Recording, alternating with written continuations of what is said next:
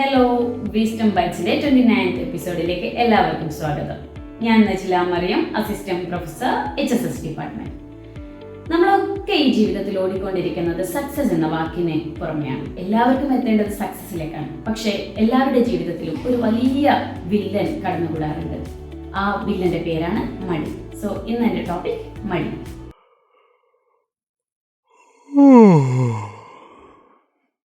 എല്ലാവരുടെ ജീവിതത്തിലും മടിയുണ്ട്, വിജയിച്ചവരുടെയും പരാജയപ്പെട്ടവന്റെയും. പക്ഷെ അതിന്റെ അളവിലുള്ള വ്യത്യാസമാണ് പ്രധാനം. അതായത് വിജയിച്ചവന്റെ ജീവിതത്തിൽ 25% മാത്രമേ മടിയുള്ളൂവെങ്കിൽ പരാജയപ്പെട്ടവന്റെ ജീവിതത്തിൽ അത് 75%. അതാണ് അയാളെ പരാജയത്തിലേക്ക് നയിക്കുന്നത്. നമുക്കിതൊരു റേഷ്യോ കണക്കായിട്ട് എടുത്താൽ 3:1 ആയിട്ട് കരുതാം.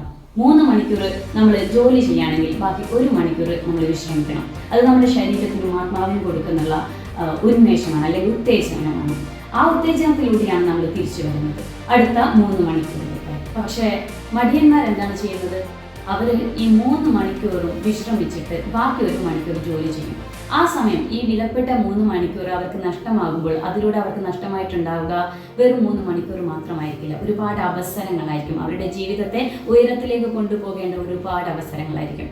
അങ്ങനെ നോക്കുമ്പോൾ നമുക്ക് വിജയത്തിലേക്കുള്ള ഏറ്റവും എളുപ്പമാർഗം എന്ന് പറയുന്നത് ഈ വില്ലനായിട്ടുള്ള മടിയെ എടുത്തു കളയുക എന്നതാണ്.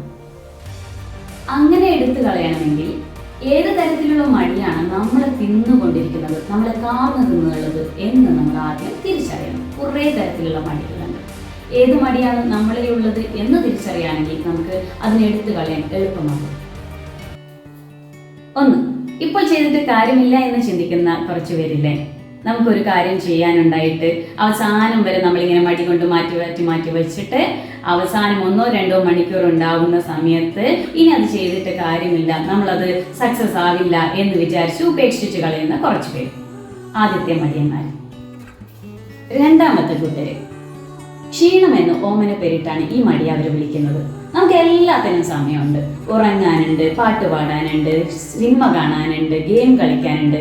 പക്ഷെ എന്തെങ്കിലും പ്രത്യേക തരം വർക്ക് പറഞ്ഞാൽ അവർക്ക് ക്ഷീണം വരും. ഇതാണ് രണ്ടാമത്തെ കൂട്ടർ, മടിയന്മാരുടെ രണ്ടാമത്തെ ഗണം. 3.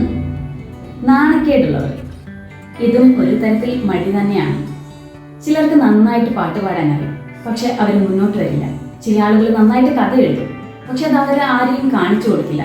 ഇത്തരത്തിലുള്ളവർ വിജയിക്കാൻ സാധ്യതയുണ്ടായിട്ടും പരാജയത്തിലേക്ക് പോകുന്നവരാണ്. ഇക്കൂട്ടരാണ് മൂന്നാമത്തേത്. 4. പരാജയ ഭയമുള്ളവരാണ് അവർ. ഇക്കൂട്ടത്തിലുള്ളവരെ എന്ത് ചെയ്യുമ്പോഴും അവർക്കുള്ളിൽ ഒരു പേടിയുണ്ടാവും. ഞാൻ തോറ്റുപോകുമോ, എന്നെ ആരെങ്കിലും പരിഹസിക്കുമോ? ഇതും ഒരു തരത്തിലൊരു മടി തന്നെയാണ്. 5. ആഗ്രഹമുണ്ട് പക്ഷെ പേടിയാണ്. എനിക്ക് പണ്ട് പ്രസംഗിക്കാൻ ഒരുപാട് ആഗ്രഹം ഉണ്ടായിരുന്നു, പക്ഷെ എൻ്റെ ഉള്ളിലെ പേടി എന്നെ പിന്നിലേക്ക് വലിച്ചു. അതൊരു തരത്തിൽ പറഞ്ഞാൽ മടി തന്നെയാണ്. ഇതിൽ ഏതു വിഭാഗക്കാരാണ് നിങ്ങൾ എന്ന് തിരിച്ചറിഞ്ഞു കഴിഞ്ഞാൽ പിന്നെ ചെയ്യേണ്ടത് നിങ്ങൾ പുതിയൊരു ജീവിതം തുടങ്ങേണ്ടവരാണ് എന്ന് മനസ്സിലാക്കുകയാണ്. പുതിയ കാഴ്ചപ്പാടുകൾ ഉണ്ടാക്കേണ്ടവരാണ്. മടിയെ എടുത്തറിയാൻ നമ്മുടെ ചില പരിശീലനം മാത്രം മതിയാകും. നിങ്ങൾ ഉണരുമ്പോൾ കയ്യിൽ ഒരു ടു ഡു ലിസ്റ്റ് രേഖപ്പെടുത്തുക. അതിലുള്ളതത്രയും ഓരോന്നും ഉറക്കത്തിനു മുൻപ് ഞാൻ ചെയ്തു കഴിഞ്ഞു എന്നുറപ്പാക്കുക. ഓരോ കാര്യം ചെയ്യുമ്പോഴും പെർഫെക്ഷൻ വേണം എന്ന് നിർബന്ധം പിടിക്കാതിരിക്കുക. 100% പെർഫെക്ഷനോടെ എല്ലാം ചെയ്യാൻ ഒരാൾക്കും സാധിക്കില്ല.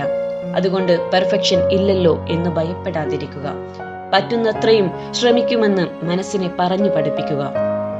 ഇത് ചെയ്യാൻ ഞാൻ ഒറ്റയ്ക്കാണെന്നും എന്നെ സഹായിക്കാൻ മറ്റൊരാളില്ലെന്നും ഞാൻ മാത്രമേ ഉള്ളൂ എന്നും തിരിച്ചറിയുക. ഇത് മാറ്റിവെച്ചാൽ നഷ്ടം എന്റേത് മാത്രമാണെന്നും മറിച്ച് ലാഭവും ഇല്ലെന്നും ചിന്തിക്കുക. ഇത്രയും നിങ്ങൾ ചെയ്തു കഴിയുമ്പോൾ, ചിന്തിച്ചു തുടങ്ങുമ്പോൾ മടി നിങ്ങളിൽ നിന്നും ദൂരെയാകും. അവിടെ നിങ്ങൾ പുതിയൊരു ജീവിതം ആരംഭിക്കും. ജീവിതം ഒന്നേയുള്ളൂ, ചെയ്യുന്നതത്രയും ഇന്ന്. ഒറ്റ ജീവിതം, ഒറ്റ ചാൻസ്. ഇനി മടി എന്ന വില്ലനെ ദൂരെ അറിഞ്ഞ് ചുണ്ടിൽ ഒരു വിജയമന്ത്രം മാത്രം ബാക്കിയാക്കുക.